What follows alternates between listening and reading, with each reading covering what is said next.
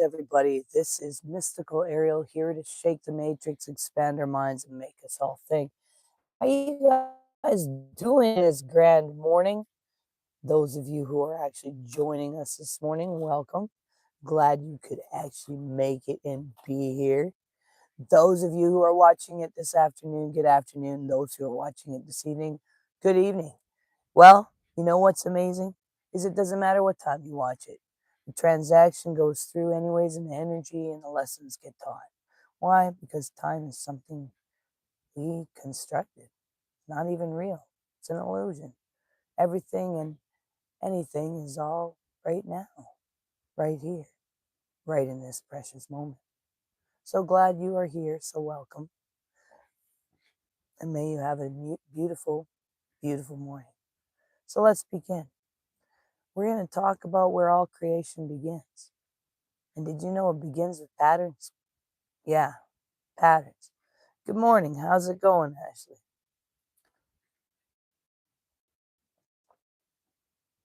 Oh, nice. I'm glad you have the day to embrace. Well, welcome to live. Glad you're here. So, did you know the universe isn't even random? It's actually recursive, meaning it repeats itself over and over again across every scale. I mean, the spiral of your fingers, it matches the spiral of a hurricane, the spiral of of a galaxy. The branches of your lungs matches the branches of a tree and matches the branches of rivers. This is not coincidence at all. It itself, similarity, the defining trait of fractals. I mean, a fractal is a pattern that repeats within itself, no matter how deeply you zoom in or out. Imagine that. This means something profound. You are the microcosm of the microcosmos. You know, you are the universe expressed as at a human scale. And science shows us this. It's not just poetry. It's actually even mathematical. Life is a bunch of ones and zeros. The golden ratio appears in seashells, the, pine cones, galaxies, flower petals, your DNA, your facial structures, even the way we, trauma organizes itself in the nervous system. It's all there, like a code. Why is this? Because the universe only knows how to create one thing itself over and over and over again.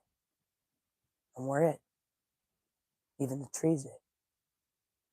Even the rivers are it. It's all creation. I am. Over and over. Through infinite forms, through infinite expressions. I mean, the ancients even understood something modern science is only now starting to rediscover. They said there were two realms: the Akasha, the inner field, the memory of all things; Prana, the breath that pushes the inner into the outer. My book, Awaken, in the Awaken Trilogy, I speak of this as the original design. Akasha is the blueprint. Prana is the animation of the blueprint. And Akasha is the seed. Prana is the bloom. But listen carefully for a sec. They're not two things. They're the same thing in different states. And this means your inner world is the template for the outer world. And your inner world is the architect of your experience. You want your outer world to change, you must change the inner world. See, your inner world is the unseen pattern that becomes the physical reality around you. And whatever you hold inside, you will walk into outside. This is why spiritual evolution is not about escaping the world. It is about transforming the world by transforming the inner pattern that shapes it.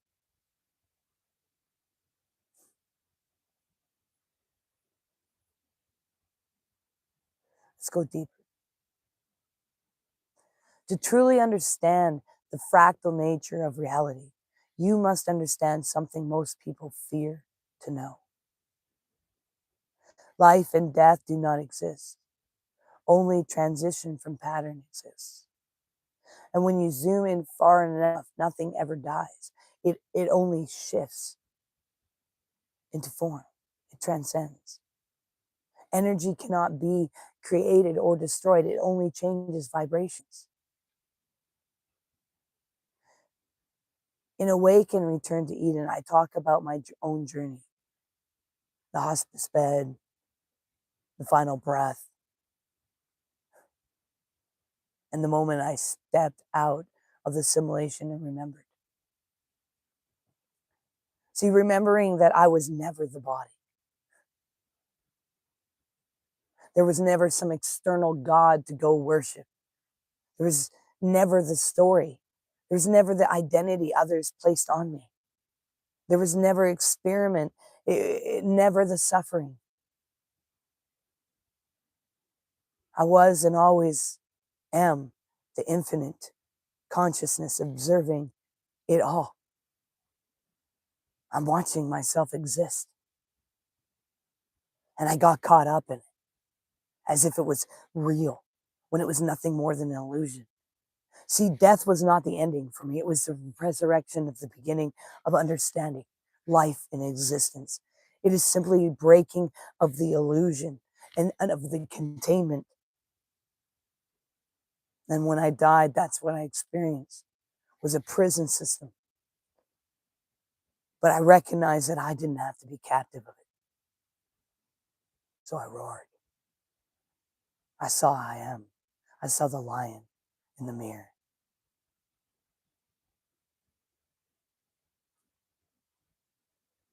I did not see no human form.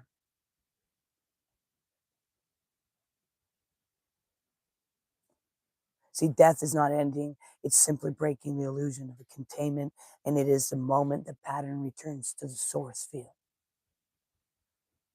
And this is why Gnostics taught the body dies.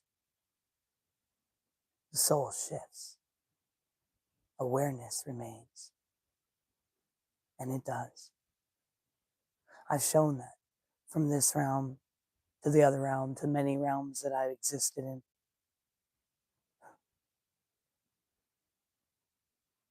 Awareness remains. It's always there. Everything. Always has been. We've just pushed it aside because the patterns of the illusion what's been taught to us. And this is why we must stop fearing change. Every ending is a doorway. Every collapse is an expansion in disguise. And every death in your life of a relationship, a dream, a version of you, is simply the pattern recognizing itself and seeing.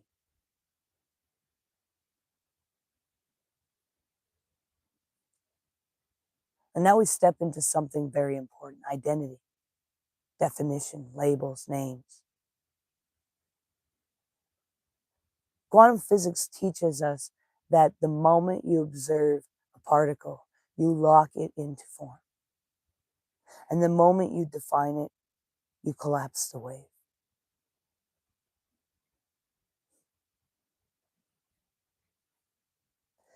The moment you name something, you limit it. And this is why I have said, by giving me away a name, you negate me. Because the infinite cannot be contained. The infinite cannot be reduced. The infinite cannot be turned into a category, a box, a role, an expectation. When you name yourself, when you say, I am, this is, but not that, you shrink your own patterns. You lock the fractal into narrow loop. And then you wonder why your life feels small, why your world feels tight, why your reality feels repetitive, You defined yourself into a prison. And the harsh truth is, most people are not trapped by the world. They are trapped by the story they told about themselves. See, your liberation begins the moment you stop identifying with your wounds, your trauma, your past, your roles, your labels, your programming, and return to being the wave, the infinite creative consciousness that can shape reality at will, dust in the wind. Creativity is your highest nature because it is the essence of the wave, the collapse, unbound, every expanding force of creation. See, let's weave in the teaching of boundaries, because we've been talking about boundaries the last few days. The ones most people misunderstand. They're not walls, they're not rejection, and they are not punishment. They are geometry. They are a sacred container that allows you your pattern to hold its shape and look to nature. Cells have membranes, galaxies have edges, seeds have skin. Even even light bends according to the space it travels through. Nothing in the universe exists without structure. And yet humans are shamed for having structure of self. It's ridiculous. They're told to be nice, be available, be agreeable, be selfish, don't make others uncomfortable. But without boundaries, your pattern collapses into the patterns of others. Without boundaries, your inner fractals become distorted. Without boundaries, you become a reflection of everyone else's wounds instead of a reflection of your own truth. In Awaken the Line Escapes the Matrix, I teach the boundaries are not about separation. They're about sovereignty. They say, my energy is sacred. My energy is sacred patterns. My truth has structure. My being has coherence. And I am not collapsing to make others comfortable. Anyone who knows me knows Ariel comes exactly as she is. Exactly. And when things get to the point where I'm like, okay, many boundaries are being crossed, then I speak, and I speak in authority. And if that authority is crossed,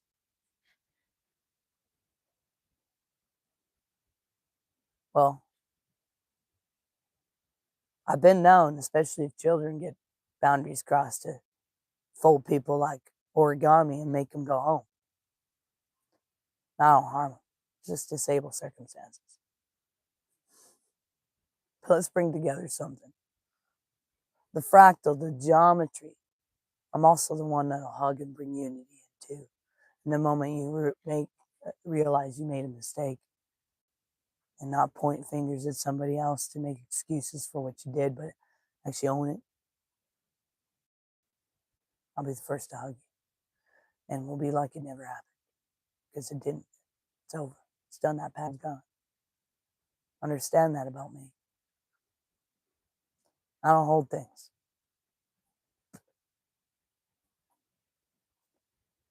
But it's always good for your own soul to say, hey, I wasn't acting right. So let's bring it all together. We got the fractal, the geometry, the Akasha, and the Prana, the illusion of death, the identity of collapse, boundaries. So here's the truth. What is unresolved within becomes the chaos around you. What is awakened within you become the clarity around you. And what is coherent within you become the orders around you. And what is loved within you become the beauty around you. So your inner world is the projection. Your outer world is the projection. Your inner world is the seed, and your outer world is the bloom. Your inner world is the Akasha, and your outer world is the Prana. And you cannot escape the patterns of your own consciousness and you can only transform it. And when you heal the inner world, the outer world must shift. It has no choice. And this is why the awakened ones could calm the storms. Not because they controlled the weather, but because they controlled the weather within. And this is why Gnosis said the kingdom was not the sky, not the sea, not in the world outside, but inside you. So take a breath with me. And feel your inner world. Feel the geometry of who you are, the patterns, the spirals, the memories, the power. Feel the Akashic, the inner field of intimate potential. Feel the prana, the breath of creation moving through you. I am the pattern and the space between the pattern. I am the fractal and the one. I am the inner world becomes the outer world. I am the lion who remembers. And as you step out of this teaching, remember, you were never meant to fit the world. You were meant to reshape it from inside out. From inside out. Well, much love, everybody. Thanks for joining. Make sure you do one thing towards your dreams every single day. It brings you one step closer. Make sure you recognize you are valuable and you matter. You're all unique puzzle pieces, a part of the ultimate puzzle of the cosmos. Hang in there. Much love. We'll see you guys tomorrow. Peace and love. All right, catch you later.